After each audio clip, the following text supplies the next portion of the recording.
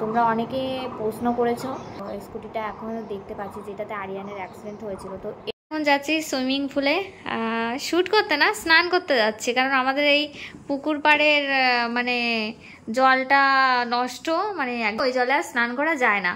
তো মনে হচ্ছে পুকুরে তো স্নান করতে পারবো না, ভাবছি একটু বাড়ির কাছে রেসর্টটা আছে, ওখানে সুইমিং পুল আছে, তো ওখানে গিয়ে একটু স্নানটা করে আসি আর কিছু রিলস শ্যুট করে আসি।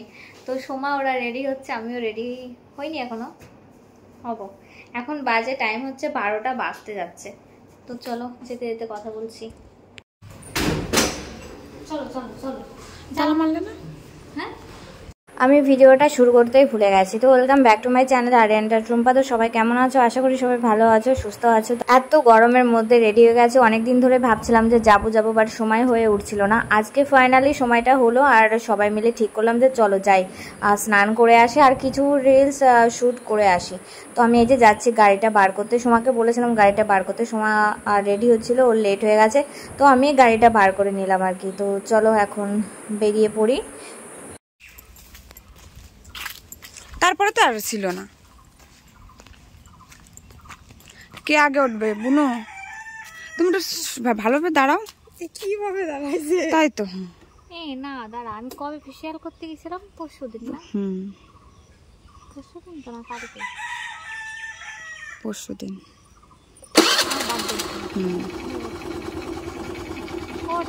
ভুলে যাচ্ছি সব কিছু।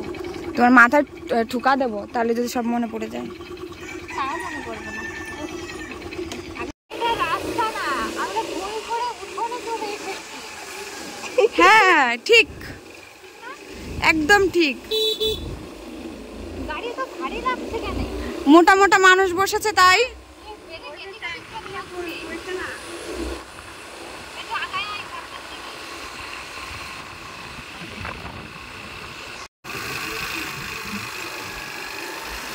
চলছে দিন গুন্ডি ডাকাতি করতে, তাও আবার রিসর্টে।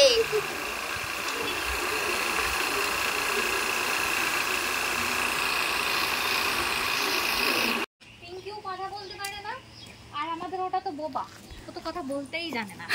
এরা শুধু বাড়িতে ফাটার ফাটার ফাটার ফাটার করে, একটা জায়গায় গেলে চুপ, একদম চুপ। শুধু শুধু বলেছে নাকি তুমি আমাদের দলের পান্ডা? পান্ডা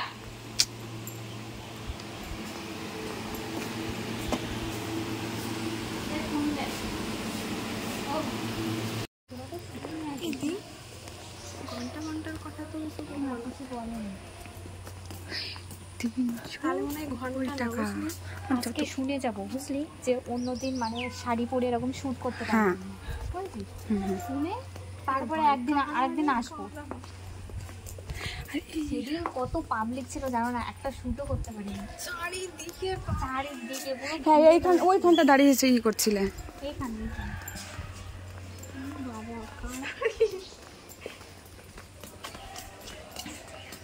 আমরা যেদিনই আসি না কেন শুধু লোক মানে থাকবে, কিন্তু খুব ভালো বললো। হ্যাঁ হ্যাঁ, আমার শুনে খুব পছন্দ হয়েছে। আমার খুব ভালো লাগলো, যেখানে যদি কেউ ডিস্টার্ব করে তাহলে এনাদেরকে কমপ্লেন করতে বলেছে, যে কারণ সুইমিং পুলে তো অনেক ছেলে মেয়ে সবাই থাকে, তো যদি কেউ ডিস্টার্ব করে তাহলে অবশ্যই কমপ্লেন জানাবো। শুধু একটা নাকি অনেকগুলো ছেলেরা শুধু ছেলেরা।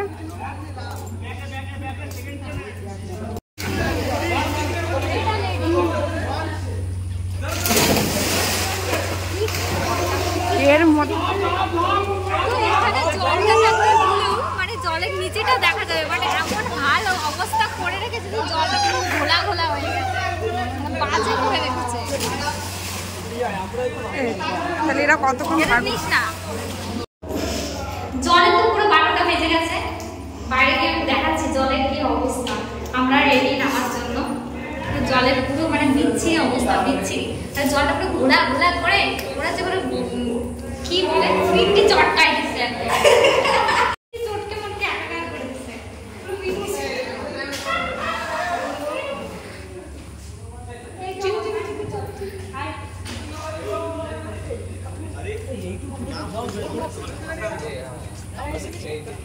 ও টিকিটটা পেতে ঢুকে না? হ্যাঁ হ্যাঁ, কোনটায়? উপরে উপরে পড়েছেন, ওই তো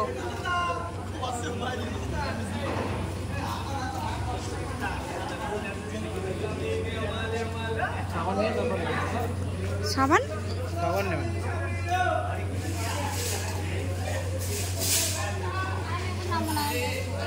পরে নামবো।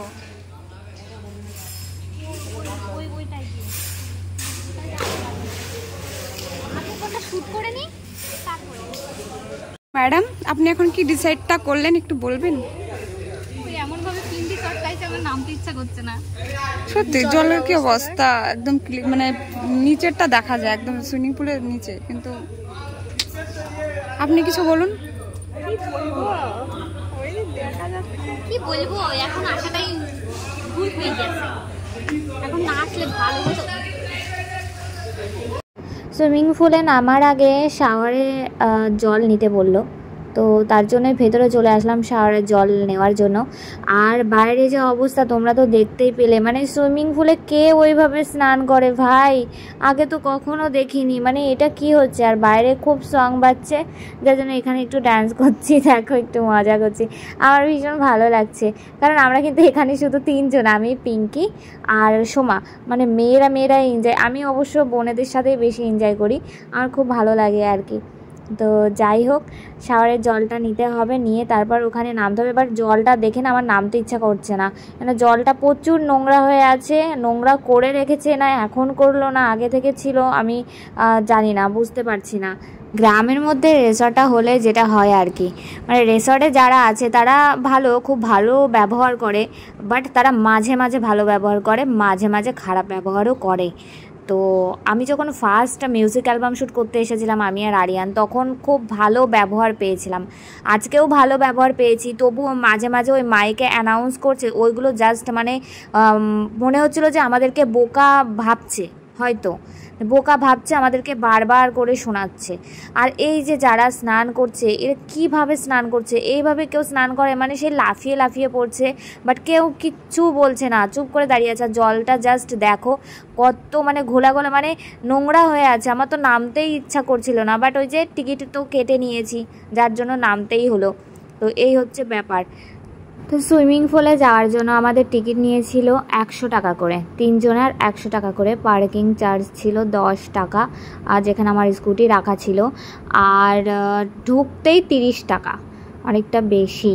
যাই হোক, তো 100 টাকায় 1 ঘন্টা, ভাই 1 ঘন্টা তোমাকে জলে নামতে দেবে, বারবার মাইকে অ্যানাউন্স করছে যাদের 1 ঘন্টা হয়ে গেছে তারা উঠে পড়ো। এটা কেমন, আমার একদমই পছন্দ হলো না। যাই হোক, নেক্সট টাইম আমার ইচ্ছা নেই এখানে আসার, মানে সুইমিং পুলে আসার, এই জায়গাটায় আসার ইচ্ছা আছে, অনেকবার আসবো, যেহেতু এখানে আমি আসি শ্যুট করি, বাট সুইমিং পুলে নামার ইচ্ছাটা আমার আর নেই। তো আমি ভেজা জামা কাপড় পরেই বাড়িতে চলে যাচ্ছি, কারণ আমার বাড়িটা বেশি দূরে না, এখান থেকে কাছেই, স্কুটিতে বেশিক্ষণ লাগে না আর কি। তো বাড়িতে আসার পরে আবার স্নান করতে হয়েছিল, কারণ ওই জলটা ভালো থাকে না, আর মুখটা তো পুরো কালো হয়ে গেছে। আর এখানে দেখো রেডি হচ্ছে, কারণ ওই যে রিলস শ্যুট আছে সেগুলোর জন্য। এখন চলে এসেছি আমরা পুকুর পাড়ে দুজনে শ্যুট করতে, সময় আসেনি, সময় ক্লান্ত হয়ে গেছে সুইমিং পুল থেকে এসে, আর আমরা কিন্তু কালো হয়ে গেছি সুইমিং পুল থেকে এসে। বাবা বাবা বাবা, খুব কষ্ট হয়ে গেছে, খুব কষ্ট হয়ে গেছে বাবা, খুব কষ্ট করে সময় চা না কফি, চা করে নিয়ে এসছে। মাই গড, তুই ঝুঁকতে পারিস, তোকে নিচ্ছি না বাবা, কত কষ্ট হয়ে গেছে গো। Hey guys, good morning. তো কাল রাত্রিবেলা ভিডিওটা এডিট করতে একদম ভুলে গেছিলাম, মনেই ছিল না, মানে এত ঘুম পেয়ে গেছিলো সারাদিন, মানে শ্যুট করে খুব ক্লান্ত হয়ে গেছিলাম, যার জন্য ঘুমটা কাল একটু জলদি মানে চলে এসেছিলো। মানে খাওয়া দাওয়া শেষ করে রুমে এসে ভাবছি যে হ্যাঁ ভিডিওটা এন্ড করতে হবে, বাট কখন যে ঘুমিয়ে গেছি সেটাই বুঝতে পারিনি, গল্প করতে করতে ঘুমিয়ে গেছি। তো যাই হোক, কিছু কথা বলে আমি ভিডিওটা এখানেই শেষ করে দেব। কথাটা হচ্ছে, অনেকেই আমাকে কমেন্ট করেছে, সেই কমেন্টগুলোর রিপ্লাই আমার দেওয়া হয়নি, দেবো করে মানে হয়ে ওঠে না। রোজ ভাবি যে হ্যাঁ আজকে তাদের প্রশ্নের উত্তরটা দিয়ে দেবো, বাট তারপরে আর হয়ে ওঠে না। তো যাই হোক, তো তোমাদের প্রশ্ন এটাই, তো তোমরা অনেকে প্রশ্ন করেছো যে তুমি তো বলেছিলে স্কুটিটা বিক্রি করে দিয়েছো, তো স্কুটিটা এখনও দেখতে পাচ্ছি যেটাতে আরিয়ানের অ্যাক্সিডেন্ট হয়েছিল। তো এই বিষয়টা নিয়ে তোমাদেরকে আমি আগেই বলেছিলাম, তোমরা হয়তো দেখোনি সেই ভিডিওটা, আর না হলে ভিডিওটা দেখেছো, দেখার পরেও বারবার আমাকে এই কোশ্চেনটা করছো, যাতে মানে পাবলিককে দেখাতে চাইছো যে দেখো এ কী করেছে। কারণ হেটার্সদের দিমাগটা আমি বেশ ভালো মতো মানে বুঝি বা বুঝে গেছি এখানে সোশ্যালে কাজ করতে করতে, হ্যাঁ, কখন তাদের মাইন্ডের মধ্যে কী চলে, মানে ওই যে বলে না কাটা গায়ে নুনের ছিটা, এরকম আর কি। তো যাই হোক, বলে দিই তোমাদেরকে, তোমরা অনেকেই জানো আমি ব্যাঙ্গালোরে 1 মাস ছিলাম। তো ওখান থেকে যখন আমি বাড়িতে আসি, বাড়িতে আসার পরে মা মানে একটা ভয় ভয় নিয়েই আমাকে বলছে যে তোর ওই স্কুটিটা ঠিক করে নিয়ে এসছে তোর বাবা, পাশের রুমে রাখে, মানে এই ঘরটাই রাখে না। তো কথাটা শুনে আমার খুব মানে রাগ হয়ে গেছিলো যে বাবা তো বলেছিল স্কুটিটা বিক্রি করে দিয়েছে, তারপরে আবার স্কুটিটা ঠিক করে নিয়ে এসছে। এটা শুনে, হ্যাঁ, বাবা বিক্রি করার জন্য গ্যারেজে গাড়িটা দিয়েছিল, আমাকে জানানো হয়েছিল যে গাড়িটা বিক্রি হয়ে গেছে। কারণ গাড়িটা যখন থানা থেকে নিয়ে এসেছিলো বাড়িতে, আমি গাড়িটাতে না প্রচুর লাথি মেরেছিলাম, লাথি মেরে বলেছিলাম এই গাড়ি যেন ঘরে না ওঠে, গাড়িটা যেন কালকের মধ্যে বাড়ি থেকে সরানো হয়, এভাবে বলেছিলাম। বাবা সেই সময় তাড়াহুড়ো করে গ্যারেজে দিয়ে এসেছিলো বিক্রি করার জন্য। বাট আমার ভিডিও তো কম বেশি অনেকেই দেখে আমার এই এলাকার মধ্যে, তো এটাই হচ্ছে কারণ যে আমার ভিডিওটা অনেকে দেখেছে, আর সেটা জানতো যে অ্যাক্সিডেন্ট হয়ে যাওয়া গাড়ি অনেকেই নিতে চায়নি গাড়িটা। তারপর আমাকে এটাই বলেছিল যে গাড়িটা বিক্রি করে দিয়েছি, আমাকে না জানিয়ে মানে গাড়িটা ছিল। তারপর গাড়িটা ঠিক করে বাড়িতে নিয়ে আসার পরে আমিও গাড়িটা দেখলাম, দেখে আমি ভাবলাম যে ঠিক আছে, চলেই যখন এসছে বাড়িতে তখন থাকুক, গাড়িটাই থাকুক। তারপর অনেক বন্ধুবান্ধব বলেছে যে গাড়িটা বিক্রি করে দাও, গাড়িটা বিক্রি করে দাও। কেউ কেউ বলেছে যে গাড়ির কী দোষ, এটাতে তো গাড়ির কোনো দোষ নেই, চালানোর দোষটা ছিল। ও যদি ঠিক করে চালাতে পারতো, ও যদি ড্রিঙ্ক না করতো, তাহলে তো আর এটা হতো না। তো সেই গাড়িটা এখন আমি চালাচ্ছি বাড়িতে, আমি কাউকে চালাতে দিই না গাড়িটা, না বাবাকে দিই না বোনকে দিই, আমিই চালাই। আমি মনে করি ওই গাড়িতেই যেন আমিও চলে যাই। তো যাই হোক, এই হচ্ছে ব্যাপারটা ছিল। তো আজকের ভিডিওটা এই পর্যন্তই। পুরো ভিডিওটা কেমন লাগলো তোমরা প্লিজ কমেন্ট করে জানিও, ভালো লাগলে লাইক কমেন্ট শেয়ার করে দিও। নেক্সট ব্লগ নিয়ে আবার আসবো খুব তাড়াতাড়ি তোমাদের সাথে কথা বলতে, ততক্ষণ চলো বাই, টাটা।